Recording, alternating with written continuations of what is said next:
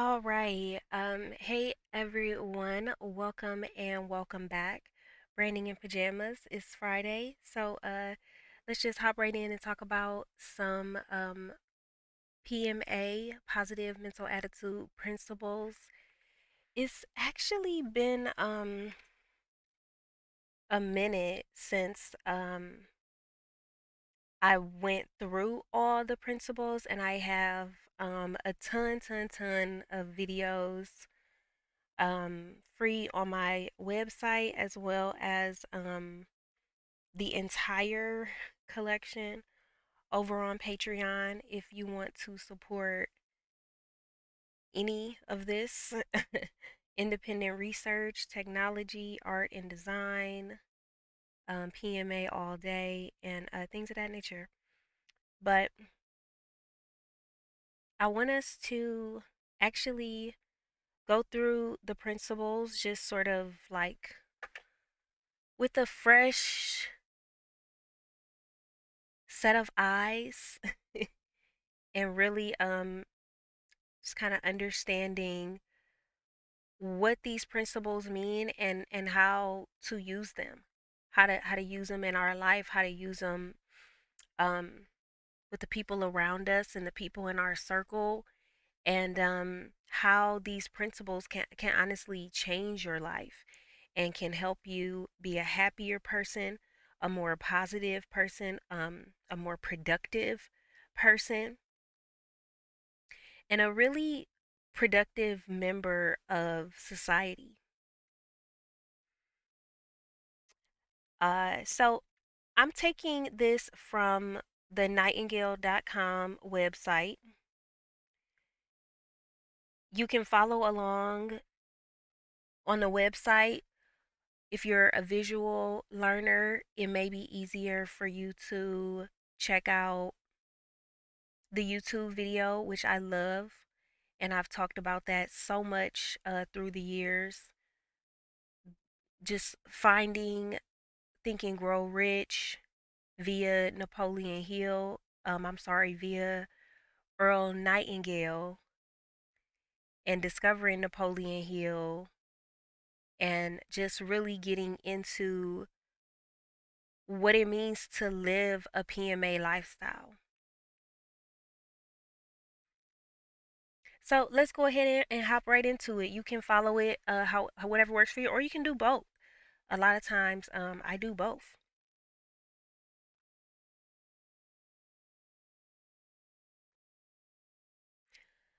So I'm going to start off by just reading the beginning here. I kind of look at this as like the forward or whatever you want to call it.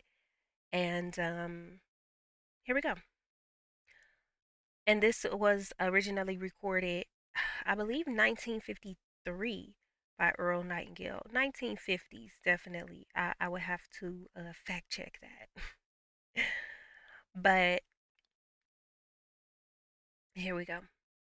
And this is on the nightingale.com website, by the way. All over the free world, there are thousands of successful men and women who are where they are today because they once picked up a copy of Think and Grow Rich by Napoleon Hill.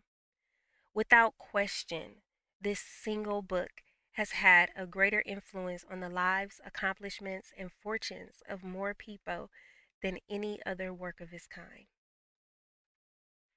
This remarkable book helped me decide once and for all how I was to accomplish my goal. It unified my thinking and gave me a straight, clear road to the point I decided to reach. One of my closest friends found the book, stayed home for 3 days reading and digesting its material, and he then went on to reach the top of his industry. I've sat in richly paneled executive offices and listened to world famous business leaders tell me how Think and Grow Rich changed their lives. When the last page of Think and Grow Rich is read, the hand that puts down on the table is a different hand. When the last page of Think and Grow Rich is read, The hand that puts the book down on the table, sorry, is a different hand. The man who then stands up and walks out into the world is a different, a changed man. The possessor of the unique knowledge that will enable him to turn dreams into reality, thoughts into things. So called fate and exterior circumstances are no longer in command. He who had been a passenger is now suddenly the captain. The secret behind Think and Grow Rich, the reason why it's withstood the test of time, is because it stands on the foundation of truth. The clear, unchallengeable fact that everything begins with an idea. One may start with nothing but ideas. Ideas are incredibly powerful when they're supported by definiteness of purpose, persistence, and a burning desire for the translation into material objects or riches. Riches being whatever you happen to want. In other words, by controlling your mind, you can control your destiny. And you can start that amazing process today by absorbing and applying Napoleon Hill's famous 13 principles for unbridled success. All right, all right, all right. So let's just go ahead and get into these principles. But before we do, a word to the people. Don't let people project onto you. These principles really give you something you can feel. Like, honestly, they give you something you can believe in. And they give you something to hold on to when you know people are projecting. The principles really teach us that we have to have empathy for one another. And you have to have empathy regardless of how you feel. You don't get to pick and choose. You have to have empathy regardless. So one thing that came to mind earlier that I want to share, the idea of jealousy. And I don't like that word because it just has very little positive frequency aligned with it. So it's not a word that I really like to use. I don't even like using it talking about other people because the frequency of it is just so low. But here's the thing about jealousy, and envy and things like that. It does exist. But all of us have a multi-million dollar brand. All of us, we do. Whether we want to realize it or not, whether we want to value it or not, it was our birthright. That's why, may he rest in peace, Bob Proctor teaches us that you were born rich. So when you understand that, how can you be jealous of me for something that you have plenty of as well? So if everyone will recognize what they have, they wouldn't have to be any of those other words: jealous, envious, and so on. One time I was hanging out and someone said something to the effect of,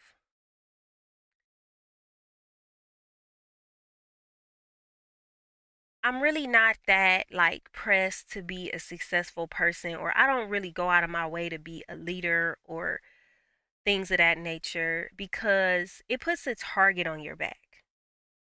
And I just don't want that type of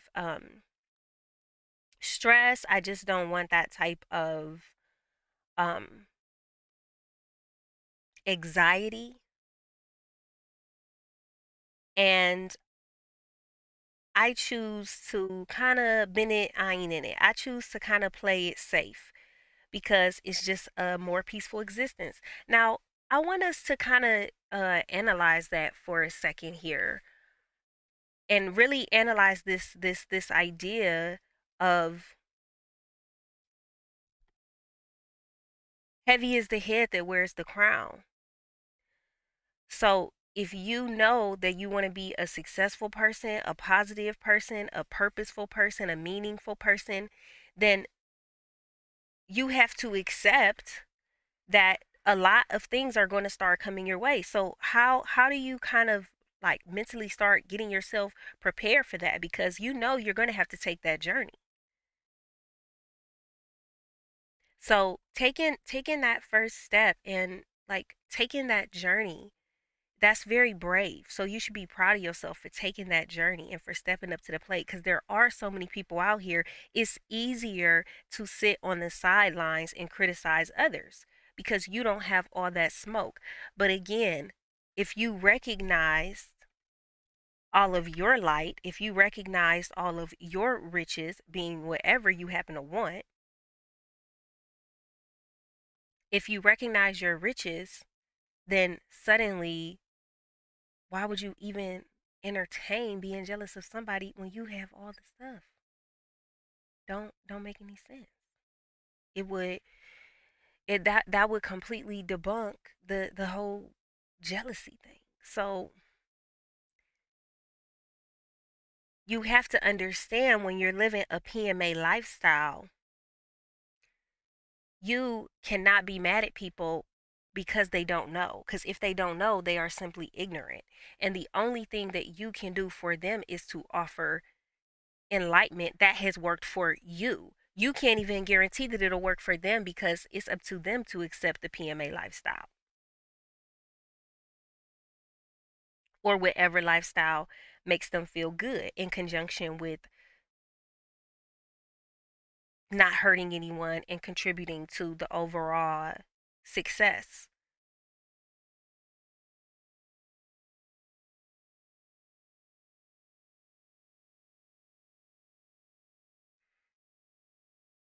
So sometimes I'll say things to myself if I'm encountering an individual like that. I'll say things to myself along the lines of, bless they hot.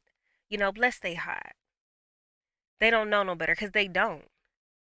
And I have to show by example. So I have to keep being the light because some of these people don't know. And certain people will almost try to argue you down like, no, they do know. No, they being intentional. No, they don't. Because if they really knew, and knowing and understanding is two different things, because they can know it, they can hear it, and all this other stuff. That don't mean that they understand it and that they're really receiving it and living it and practicing it. People are always so curious how, no matter where I am in my life, I always keep a relatively happy, positive, peaceful state, and progressive and forward thinking. And it's because of a lot of things. It's because of my PMA lifestyle. It's because of my wife. It's because of long termism.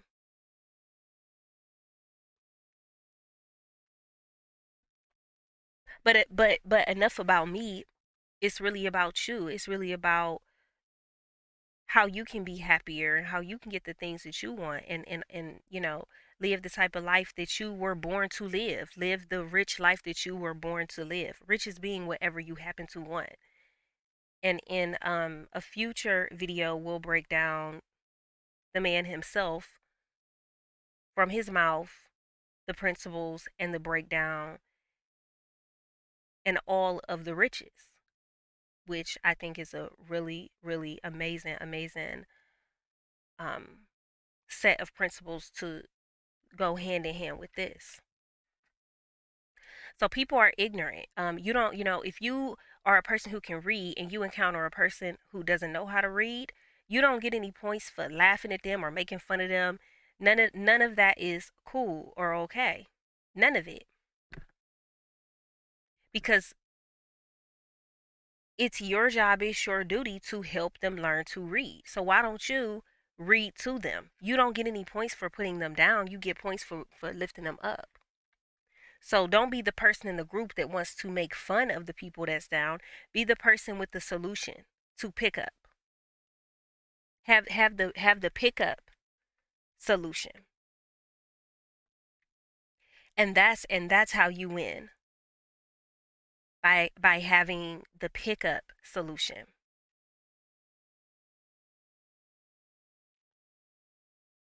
not put down.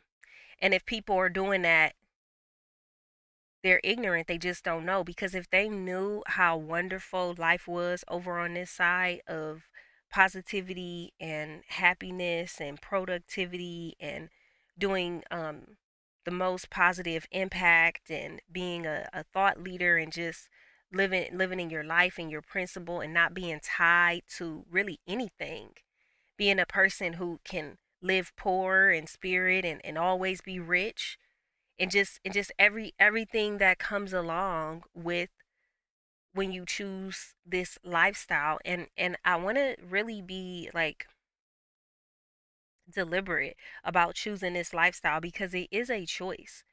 And when you are ready to step into it, nothing will ever be the same, especially when you start practicing it.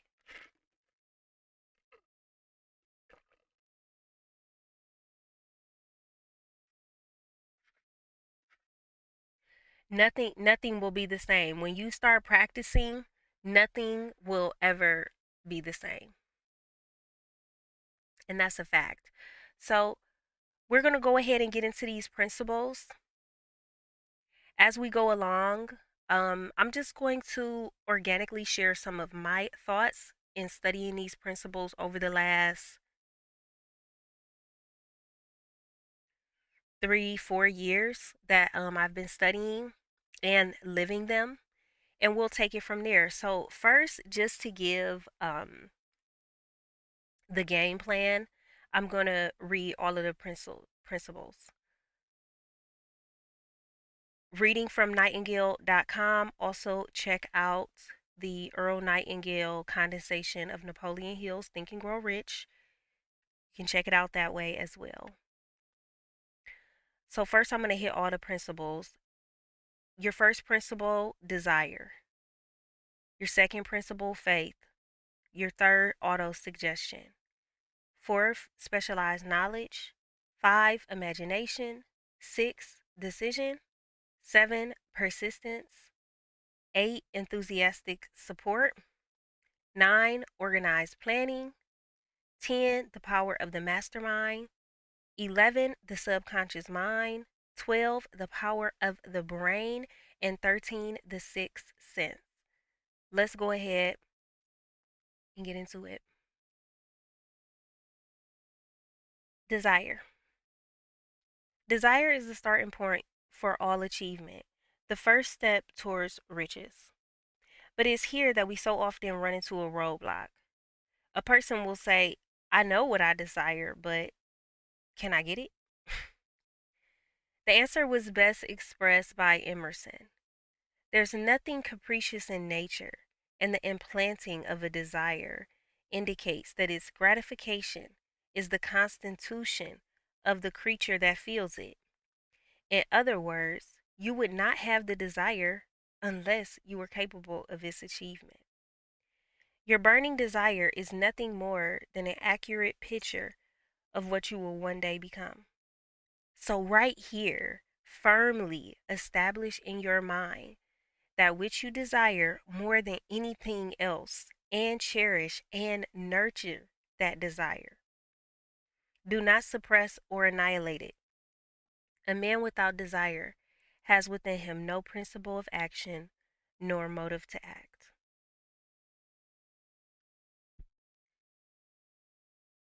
I don't get into favorite principles and this or that, because all of these, all of the principles working together um, feel like a recipe to me.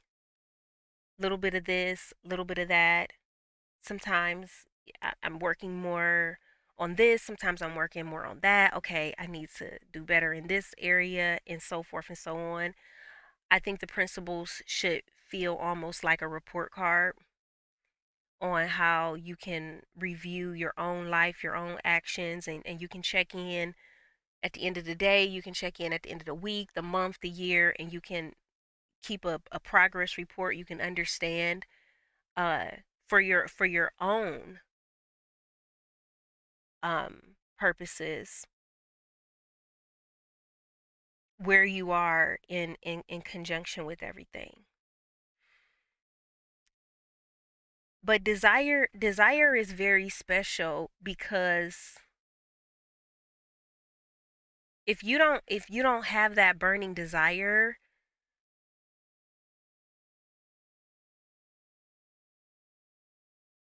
it's hard to I don't like that word. Cuz we can do hard things. But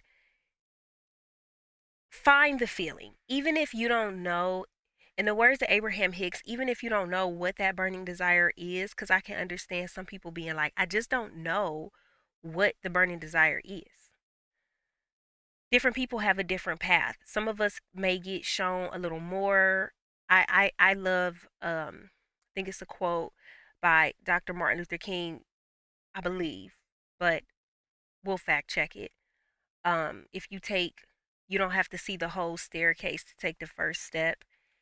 And I always carry my water bottle step by step ferociously. That's my Blue Origin water bottle. Everything is step by step. And so you don't have to see it all to take the first. But what I've learned when you start, and people can look at this as walking in faith, when you start walking in faith and doing your part with learning these principles, studying the principles, and being a person of principle, the staircase starts to show more of itself. And I think it just looks different for different people. But I tend to feel the more you give, the more will be revealed to you, because there's sort of this understanding that, okay, you get it now, so I can give you more. Okay, you got that piece, so I can show you more. So Abraham Hicks would say, even if you don't know exactly what you want or exactly what that thing is or that purpose and all this other stuff, although some do, and you don't have to feel jealous or envious if it seems like, oh, this person just has it all together, or they know exactly, different strokes for different folks. Some people will say things like, oh my God, this person's so sure, they're so certain. There's nothing wrong with that. Certain things could have been revealed to them that you're not privy to. And language, that's why I love visual art so much. Sometimes language can be a little bit of a barrier, because even the people we think we know best have things that have happened to them and experiences and just a lot of things that they've downloaded from the universe that they can never put into words.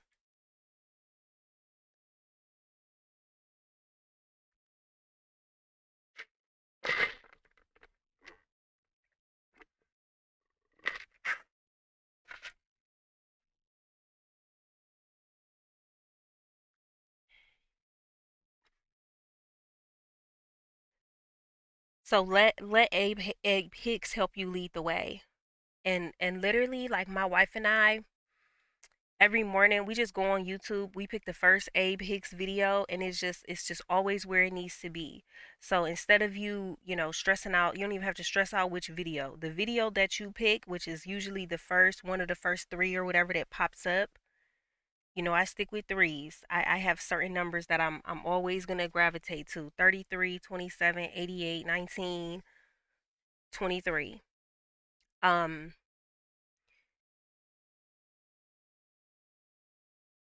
that message is gonna get you right. And Abe Hicks would tell you to find the feeling. So you don't have to stress out. You don't have to stress out if it seems like it's not apparently clear, cuz just know, even for some of us, different pieces get revealed all the time, which is also like a fun, interesting ride. To be like, okay, I kind of got an idea where things are going, but the universe is going to take you on a ride, honey. And we wouldn't have it no other way. So find the feeling. Find the feeling of find the feeling. Call my mom back.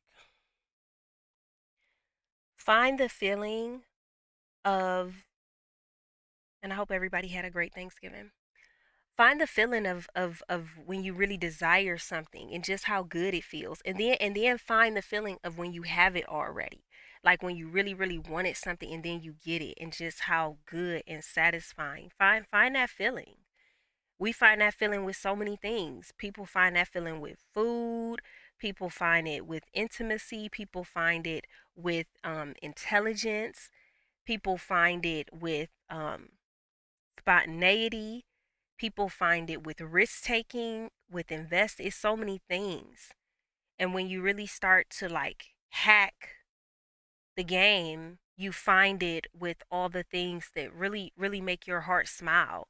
And those things just work for you. They work for the people around you. They work for your community. And then they work for everyone that you will touch,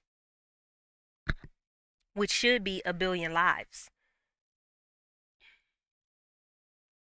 Dan Pena talks about that. And that's become very, very, very special to me along the way of, setting this goal of changing a billion lives. So if you think that whatever your desire is too small, which, no, really no such thing like in that way, but if you ever feel like it's too small, just think, I just got to keep finding ways to change a billion lives, and it's a lot of different ways out there. And so have fun with it. Get spontaneous with it. Ask AI. Figure it out. And that's the way we're gonna really, really change the world, is everyone being the best person they can be, the best superhero that they can be, the best positive individual they can be. And then people creating more people like that. Burning desire. It will fuel you. And it may grow and develop and change and everything over time. But really take it in and really feel it. On that point, I just want to read again. There's nothing capricious in nature, and the implanting of a desire indicates that its gratification is in the constitution of the creature that feels it. The first time I read that, that was a game changer for me. That was such a game changing moment to know certain things you wouldn't even have the desire if you wasn't capable of it. It wouldn't even be in you. So certain things, when you're like, damn, like, why can't I stop thinking about doing this or da da da da da? My wife and I will say things like, the truth jumps out. Like when people tell you they dreams. That's why it's great to dream. People sometimes, and when I bring these things up, it's not for you to focus on them, it's for you to focus on you.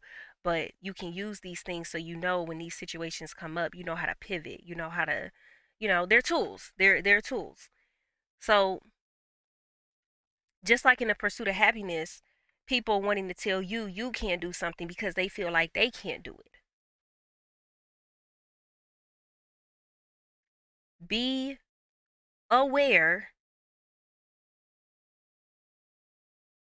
people are out there that will try and make it seem like your dreams are super super crazy, impossible, intangible, all this other stuff, and it is a flawed premise. Be aware of that, because there is something good and something beautiful with sharing your dreams and your ambitions, even if you have no clue or no way to get there.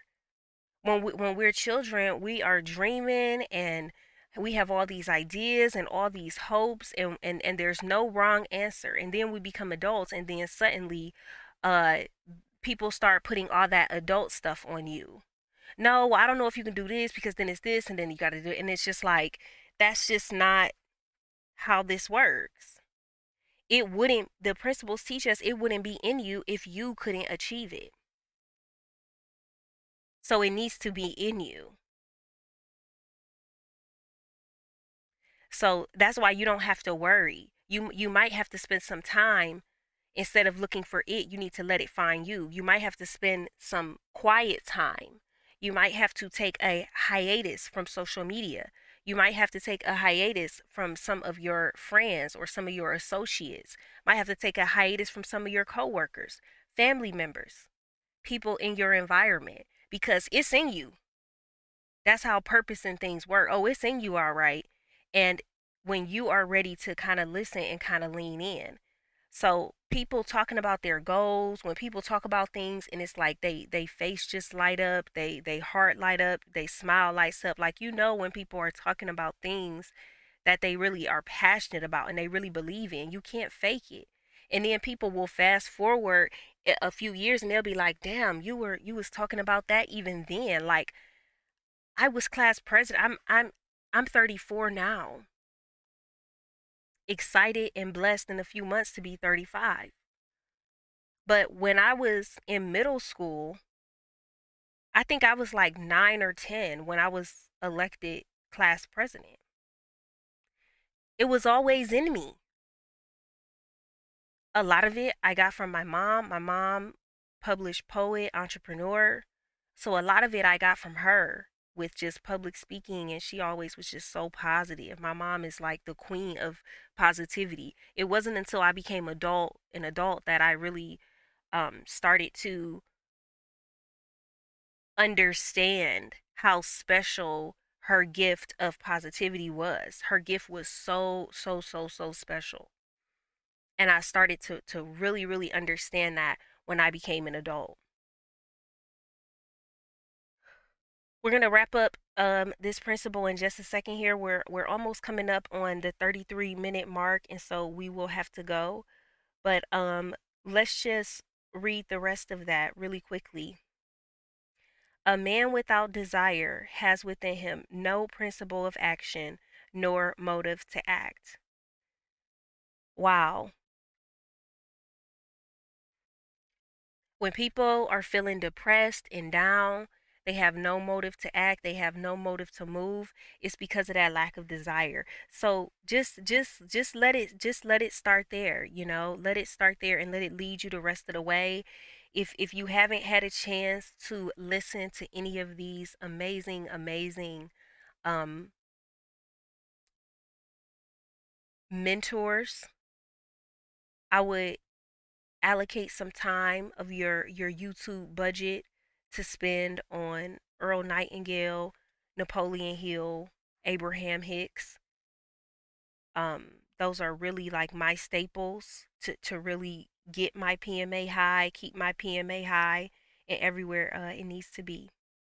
So that is about it for this broadcast. Thank you so very much for tuning in.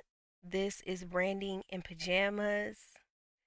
I'm Hera, and I hope everyone has a positive, peaceful, productive day. Thank you so much for taking the time to listen. Until next time.